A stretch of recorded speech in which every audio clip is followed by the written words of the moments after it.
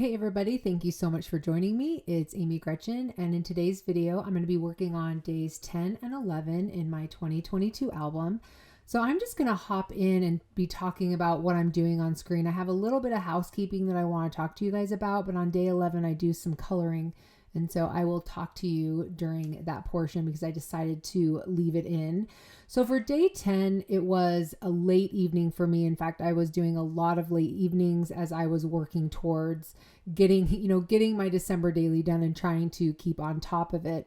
And I was sitting in front of the Christmas tree, and just to the right of my Christmas tree were all these photos that I had printed, and they were from various years of our life.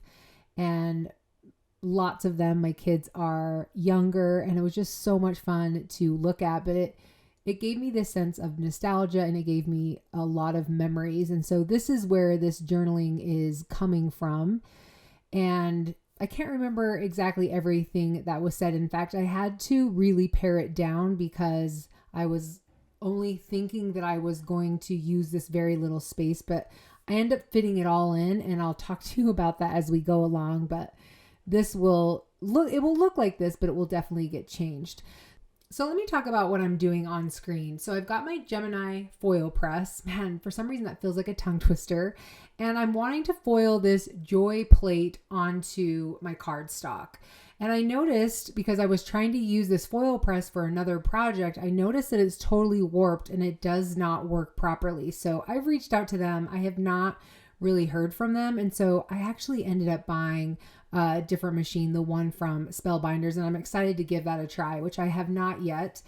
But I was really bummed that I wasn't able to use the foil press during December Daily. At any rate, you saw that I ended up foiling onto the journaling, and the reason why that happened is because that journaling was printed out using my laser printer, and of course the toner is going to transfer the foil onto it. And so I didn't realize it when I was putting it in. And so I'm having to do this again. And now you're saying that I'm doing it right to the edge. And that's because the edge is not bended. I think at one point I showed you how my plate is warped. And so when it goes through my Gemini Junior, it just does not foil. It doesn't get the right pressure. And you can see that that doesn't have the right pressure there. So what I ended up doing is doing it again. And because I used that tape as a hinge, which I would totally recommend when doing anything with foil plates, then I was able to get it in the same place, and I was able to run it through one more time. And I think I pull it down just to the very edge, just to make sure it's flat, because at the top and the bottom is more flat, and in the middle it is not flat at all. So I'm hoping I can get a replacement for that. But if not, like I said, I ended up getting the Spellbinders. And you can see that that definitely foiled a ton better. I really love this Joyful that came from Kathy Zilski. And I had bought the Joyful die, I guess it was only one die set that came with the die, and then it came with the shadow die. And so I was really excited to now have a plate that went with it. So I think the die came out last year, and then the foil press or the foil plate came out this year. So I ended up starting over and printing out my journaling again. Or actually, I had printed out my journaling twice. And so I just grabbed over the other piece. And then like you saw, I foiled this onto a different paper because I didn't want that to happen again, where I was foiling the words. And then I decided to kind of do what I did for day 2 and use some cream cardstock and pop that up. So you can see that I also cut out two other Joyfuls so I can stack them on top of each other and make it look a little dimensional, a little bit like cardstock. So this is something, not cardstock, chipboard. So this is definitely something I do all the time. I really enjoy this, and I really like the look of it. So I can't say that it foiled absolutely perfect, but it foiled good enough, I feel like.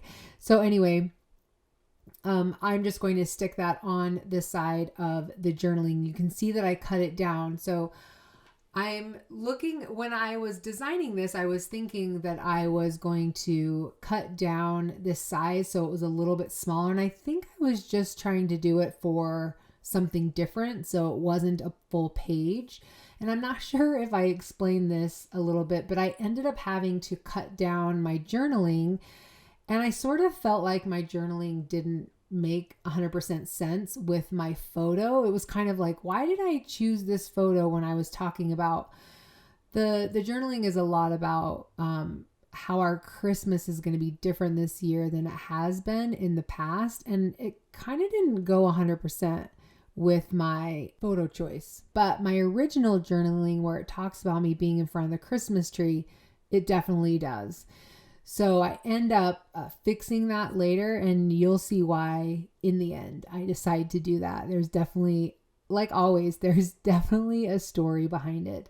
So I'm marking where the holes were, just so when I put the joy word on, I'm not going to, impede or interfere with those holes at all. And of course, I have done that so many times where I end up putting something where the holes need to be. I'm pretty sure I do that 1 or 2 more times in one of the videos in one of the days that you'll see coming up at some point.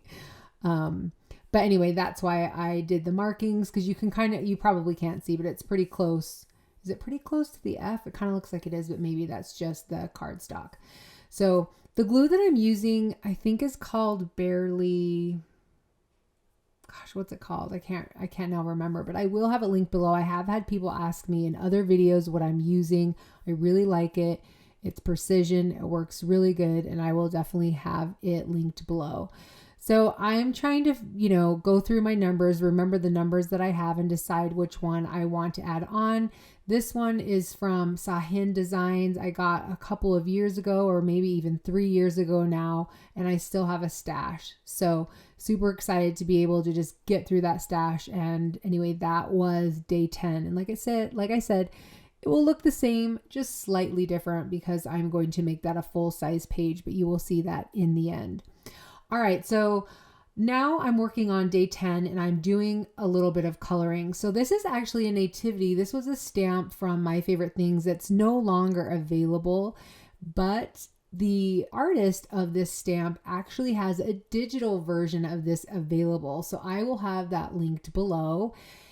This was actually something that I had printed out last year, and I was planning on using in my December daily until I ended up using that stitch Nativity. So I didn't need this.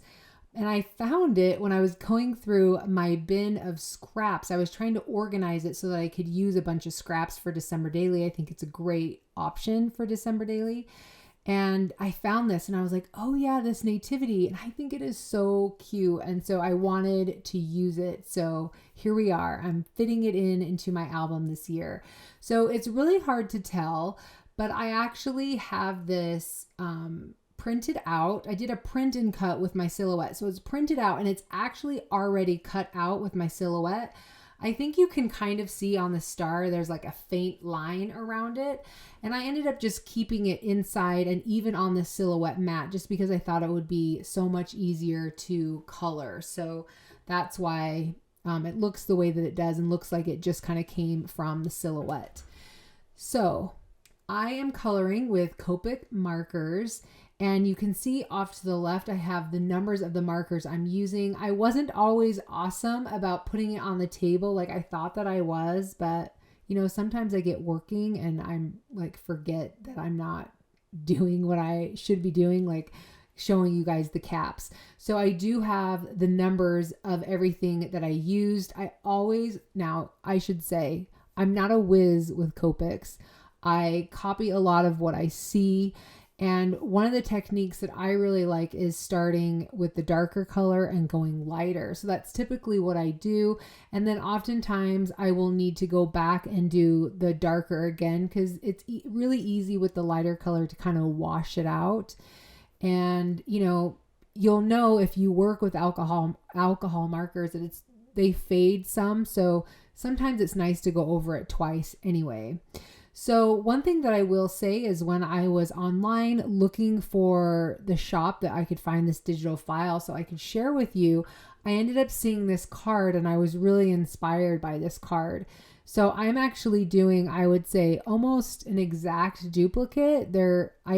I changed one thing and I'll tell you what it is, but I'm doing basically an exact duplicate of this card that I found online just because I felt like it went so well with my album. Like literally the colors fit and it just worked out really well.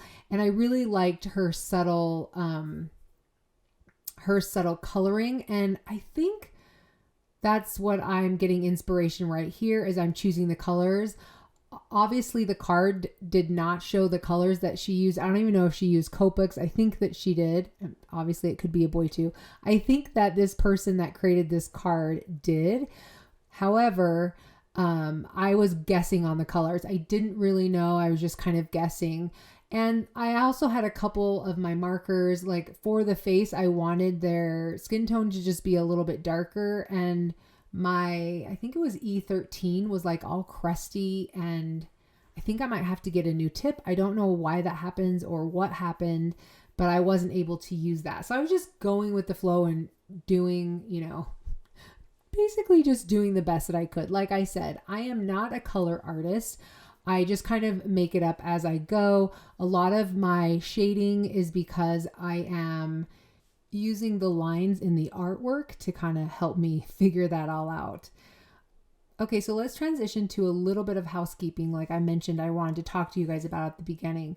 So on Instagram, I had talked about going through the month of January and sharing my December daily. So I'm going to do the best that I can to do that. There are a couple things that are going to keep me from it. And number one, it's going to be views. So I feel like in the past, what I've noticed with December daily is there's a little bit of fatigue. I feel like halfway through January, people are just really tired of it. Like I think they want to put away their project because maybe they're sick of having all their products out on the desk. And so the views are really down. And I hate to say it, but in my business and for all the work that I put into a video, it's actually really important to me to be able to have some views. And so I would rather wait and hold on to the content and share it in the fall, because you guys love watching it in the fall as you're preparing and trying to gather ideas for December daily. So I am going to do what I can to get as many videos as I can in this month. I'm not going to go crazy staying up late at night to get it done, but I'll do what I can. And at some point I'm going to stop, and then I will share the remainder of my album in the fall. And I will probably wait to share the entire album and a flip through in the fall. I hate to do that, but I almost feel like people appreciate it a little bit more and people get more excited about it just because doing it now, like I said, I feel like there's just a little bit of fatigue. I don't know. Do you guys think that's the same? I know that you don't see it on my end. I actually get to see the views, and the views really do go down a ton. And I hate to say that it's important, but it actually is, because without it, I wouldn't be able to make videos. So anyway, let's just jump in. Like I said, I'm going to do my best to get what I can done. So I am now taking the finished coloring piece and I'm backing it with another cut, just because I want it to have just a little bit of dimension, not a lot. It's just a little bit of dimension. And I do that same thing with the star. And then I have a piece cut out that's a triangle, kind of is mimicking a stable. And then on the background, actually what I have is the lyrics to Away in a Manger. So I love this song or this carol, however you want. I don't know, maybe it's a hymn. I'm not entirely sure. I love it. I love the lyrics, and I really wanted it to be in the background. So I think I repeat the lyrics, I think twice, because of how small they were and how big the space was. So I end up doing it twice, but that's fine, because unless you're really paying attention, you don't really know. So I added my text in a triangle, and then I'm going to add this cream piece on top of it. Like I said, this is basically exactly what this other artist did. They just used in the background, they used a stamp, and I'm using lyrics to a song. So that's basically the only difference between hers and mine, except for the coloring is slightly different. just because I don't know exactly what she did, but I was very, very inspired by her stuff. So I am just now putting foam tape all on the back of it because I wanted it to have lift, and I wanted it to have dimension in the middle, so there was a little bit of shadow there. And then I'm just going to adhere everything down. I'm going to adhere that down, and then I'm going to adhere the nativity down, and then I'll end up adhering the star down as well. I actually was considering maybe doing a different star. This star was part of the artwork. I was thinking of maybe doing like something with a little bit of dimension, but I did just go ahead and end up using that same star. You saw that I cut everything down off screen so that it is the size of my album. And then this is where I'm going to adhere the star on. You can actually see that I think that star was a little bit smaller. I even think the backing to that nativity was a little bit smaller. And I can't remember if I originally had done the nativity a little bit smaller. I can't now remember. Gosh, you guys, this feels like a year ago. Honestly, it feels that long ago. It's kind of crazy, but so fun to be able to like look back at this project because it was just a lot of fun to put together. So hopefully I can share a lot of videos with you right now. So anyway, that panel is done. I don't think there's anything else I put on it. Now I'm going to start working on the left side because this is going to be the right side of the panel. So I don't know. I think I must have already done this because this did not get on screen, but that card, that green card, is actually from an embossing folder from Spellbinders. I talked about Spellbinders, I think, on day 2. I love them. I love their products, and I think that their embossing folders are amazing. This is a 3D embossing folder, and I would recommend them every day of the week. I love this. I think it's beautiful. I actually embossed a ton, and I'm going to make, I think I did it out of white, and I'm going to make some thank you cards from some of the Christmas gifts that I did just because I think it is so beautiful. Anyway, so I'm taking that green panel and I'm adding it onto the back of day 10, and then I cut it down just with my larger trimmer off screen. If you ever see me take something off screen and bring it back and it's cut, it's because I'm using my larger trimmer. Sometimes I think it's a little bit easier when you're using some thicker paper. And then I'm going to be adding my 11. The reason why I'm adding some foam tape to the back is because this embossing folder really adds a lot of dimension. And I will say, when you're using an embossing folder like this, you definitely want to spritz your paper a little bit. I'm so sorry that I didn't get that on camera, but you want to spritz it a little bit so you don't crack the paper. But anyway, it just embosses beautifully. So I knew that I wanted to add some journaling. I just wasn't, I was actually thinking that I was going to add it in like the pocket, add it in like a pocket up at the top, just kind of hiding. But then I saw this quote on Instagram and I thought that this would actually be the perfect thing to add. I did end up messing up my cut and had to redo it, but it just says like, believe like Mary, trust like Joseph, worship like angels, that sort of thing. It's not personal journal. I didn't feel like I needed personal journaling because I had already talked a little bit about this topic, in my opinion, in other places. So that's why this definitely felt sufficient to go with the nativity. And now I'm just going to put all of them together so I could cut them down. I wish I had cut them down before. Definitely cut before you cut them into strips, but I wasn't thinking about that at the time, that I didn't want them to be the full size. So the one thing that you are going to notice about the panel is it's larger. So before it was probably 3.5 by 4.25. So now it's like 1.25 inches to 1.5 inches bigger than it was in the past video. And the reason is because, and I don't know why this isn't on screen, because I thought as I was editing, I saw it, and maybe I edited it out and I don't know what video it was on, but at any rate, when I put those two together, and you saw me put them together, and then I punched the holes in the wrong place. I'm so happy I did not do that on the panel with the nativity, because this was a lot easier to fix, but I completely messed it up. And I was so frustrated, you guys. I think it was probably late at night that I was doing it, and I was just really frustrated. So I set it aside and I decided that I was going to come back to it. And that's actually the point where I took this pretty big break. I probably took like 5 or 6 days off from my December daily. And that's kind of when my videos stopped. And when I came back to it, what I ended up doing is I did this journaling, and then I made it a little bit bigger because on my journaling on day 10, I think I said this already, maybe I did not, but on my journaling on day 10, there was like a paragraph that I had left off that I felt helped understand why I chose the photo that I did. So I decided to add the paragraph and allow more space for that journaling. So you can see that it actually looks the same on day 10, but it's just the journaling was a little bit wider. So sorry that you didn't get to see it complete all the way. But anyway, you guys, that is going to be it for days 10 and 11. Thank you so much for joining me today and for being here and supporting my channel.